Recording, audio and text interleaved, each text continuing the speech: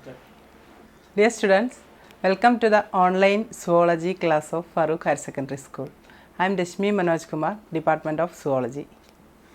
Today we are going to discuss the second process in the main topic, that is gametogenesis. In the last class, Hashim sir took the first process, that is spermatogenesis. In the last class you have learned it from Hashim sir's class. So now you know what is spermatogenesis. Spermatogenesis is simply it is the process of formation of sperm. And today we are looking to the next process, that is oogenesis, and it is taken place in females. Then what do you mean by oogenesis? Simply it is the formation of ovum, and it is entirely different from spermatogenesis in many ways. So female reproductive system structure was taken by Benamis in the last class, and you might have know about the structure of female reproductive system and ovary, where it is located in our body. And these ovaries are the main site of oogenesis. So let's see what is oogenesis. Oogenesis എന്ന് പറഞ്ഞാൽ എന്താണ്? It is the process of formation of mature female gamete, that is ovum. അതായത് ovum എന്ന female ഗമീറ്റിനെ produce ചെയ്യുന്ന പ്രോസസ്സിനെയാണ് നമ്മൾ പറയുന്നത് oogenesis എന്ന്. And ഇതിനൊരു പ്രത്യേകതയുണ്ട്. It is A discontinuous process. We can say it is A discontinuous process because നമ്മളെ puberty attain ചെയ്തിട്ടാണ് സാധാരണ ഗാമറ്റോജെനിസിസ് പ്രോസസ്സ് നടക്കുന്നതെന്ന് നമ്മൾ ഫസ്റ്റ് ക്ലാസ്സിൽ പറഞ്ഞിരുന്നു. But in this case this gametogenesis process, that is oogenesis, starts from the fetal stage it self. അതായത് ബർത്തിന് മുന്നേ തന്നെ ഒരു ഫീമെയിൽ എംബ്രിയോൻ്റെ ഉള്ളിൽ oogenesis പ്രോസസ്സിൻ്റെ ഫസ്റ്റ് ചില സ്റ്റേജസ് സ്റ്റാർട്ട് ചെയ്യുന്നുണ്ട്. സോ അതെന്താണെന്നുള്ളത് നമുക്കൊന്ന് നോക്കാം. അപ്പോൾ oogenesis process can be divided into 3 different phases. It is first one is the multiplication phase, second one is the growth phase, and the last one is the maturation phase.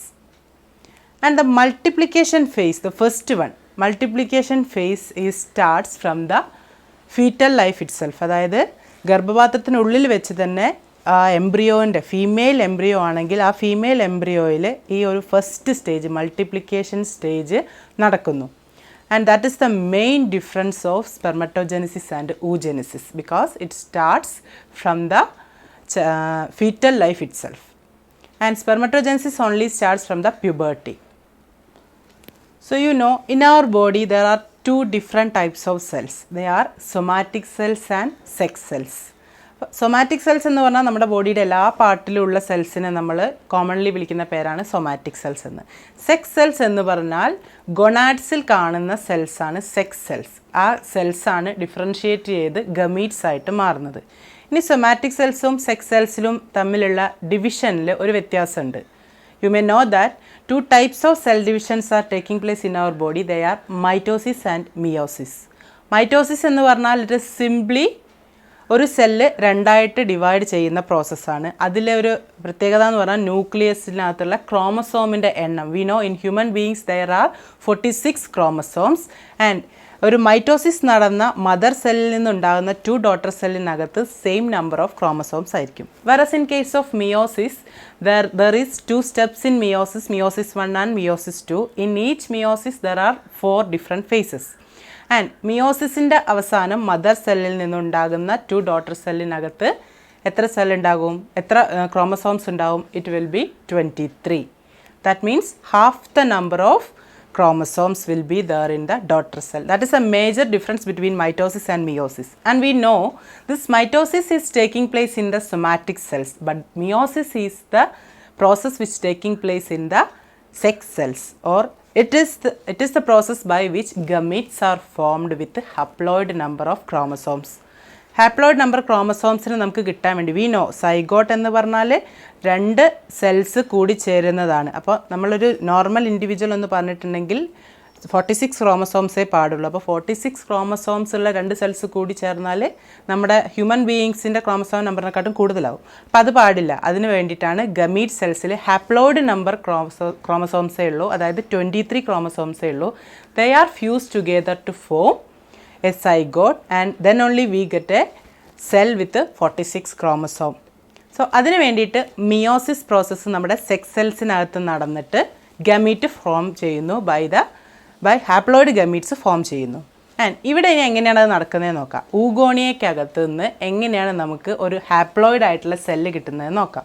അപ്പോൾ നമുക്ക് കിട്ടേണ്ട cell ഓവമാണ്. അപ്പോൾ we are starting from the oogonia. Oogonia എന്ന് പറഞ്ഞിട്ട് is also called germ mother cell. Germ mother cell എന്ന് പറയുന്നുണ്ട്, ഊഗോണിയയ്ക്ക് തന്നെ പറയുന്ന മറ്റൊരു പേരാണത്. അപ്പോൾ ഊഗോണിയ ഫീറ്റൽ ഓവറിക്കകത്ത് വെച്ച് തന്നെ ഡിവിഷൻ സ്റ്റാർട്ട് ചെയ്യുന്നു in the multiplication phase. And it is first stage ആയിട്ട് മിയോസിസിൻ്റെ ഫസ്റ്റ് ഫേസ് ആയിട്ടുള്ള പ്രൊഫേസ് 1, അതാണ് മിയോസിസിലെ ഫസ്റ്റ് ഫേസ്. ഏത് സെൽ ഡിവിഷനിലെ ഫസ്റ്റ് ഫേസ് എന്ന് പറഞ്ഞാൽ പ്രൊഫേസ് ആണ്. അപ്പോൾ മിയോസിസ് 1-ലെ പ്രൊഫേസ് 1 നടന്നിട്ട് that oogonia or female gamete cell, that is gamete mother cell converted to primary oocyte. That is the first step in oogonia, that is conversion of oogonia into primary oocyte during the fetal stage. അപ്പോൾ primary oocyte ആയിട്ട് മാറുന്നത് prophase 1 എന്ന step മാത്രം നടന്നിട്ടാണ്. So അവിടെയും അതിനകത്തുള്ള ക്രോമസോംസിൻ്റെ number same തന്നെയാണ്, 46 chromosomes തന്നെയാണ് primary oocyteനകത്തും ഉള്ളത്. അപ്പോൾ ഈ 46 ക്രോമസോംസ് ഉള്ള പ്രൈമറി oocyte എന്ന oocyte ആയിട്ട് മാറുന്ന പ്രോസസ്സ് നടക്കുന്നത് ഫീറ്റൽ ലൈഫിൽ തന്നെയാണ്, ഫീറ്റൽ ലൈഫിലാണ് നടക്കുന്നത്. And that is called the first step, that is multiplication phase. അപ്പോൾ ഇങ്ങനെ ഒരുപാട് പ്രൈമറി oocytes ഈ ഫീറ്റൽ ഓവറിക്കകത്ത് ബർത്തിന് മുന്നേ തന്നെ ഫോം ചെയ്യുന്നുണ്ട് in the multiplication phase. That is the first step of oogenesis. And the second step, oogenesis എന്ന പ്രോസസ്സിൻ്റെ അടുത്ത step, it starts from only attaining puberty. Puberty attain ചെയ്തതിന് ശേഷം മാത്രമേ ഈ oogenesisൻ്റെ ബാക്കി പ്രോസസ്സുകൾ നടക്കുകയുള്ളൂ. അതായത് പ്രൊഫേസ് 1-ൽ അറസ്റ്റ് ചെയ്ത് കിടക്കുകയാണ് ഇപ്പോൾ നമ്മുടെ സെൽ ഡിവിഷൻ. മിയോസിസിൻ്റെ പ്രൊഫേസ് 1-ൽ അറസ്റ്റ് ചെയ്ത് കിടക്കുന്ന cell division that continuous only after attaining puberty in females. So that is a major difference between spermatogenesis and oogenesis. So we can say oogenesis is a discontinuous process.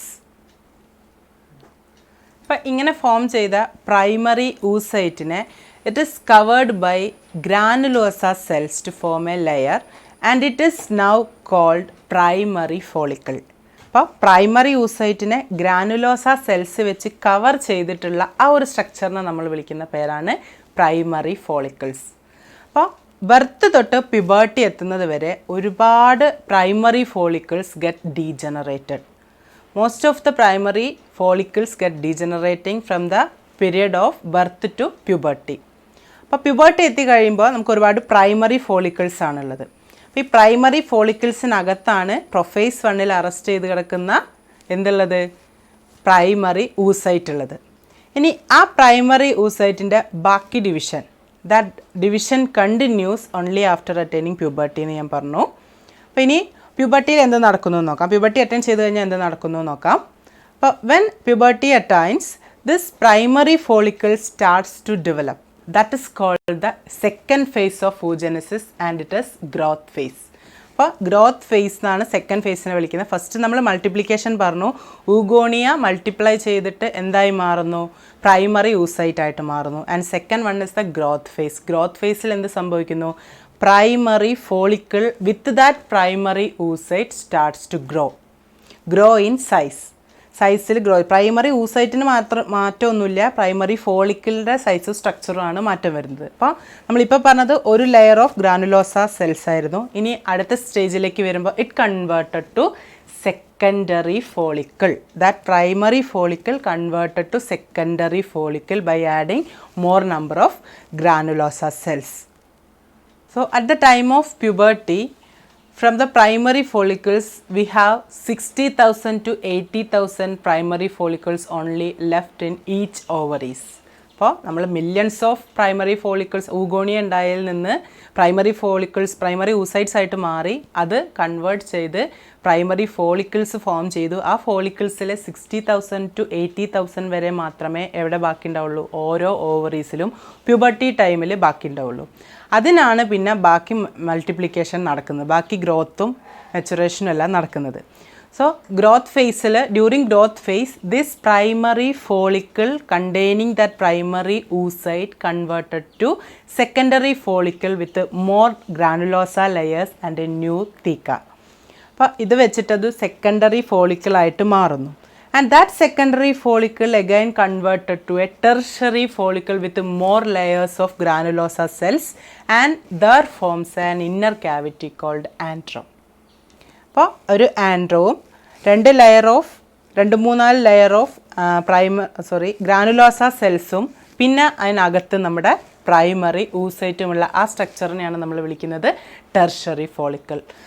So now we have the tertiary follicle with the primary oocyte, and this primary oocyte continues its meiotic division and forms 2 haploid cells. They are first polar body and secondary oocyte. അപ്പോൾ tertiary ഫോളിക്കിളിനകത്തുള്ള primary oocyte മിയോസിസിൻ്റെ അവിടെ arrest ചെയ്ത് കിടക്കുന്ന prophase 1 phase continue ചെയ്തിട്ട് meiosis 1 complete ചെയ്യുന്നു. As a result we get 2 cells. They are first polar body and secondary oocyte.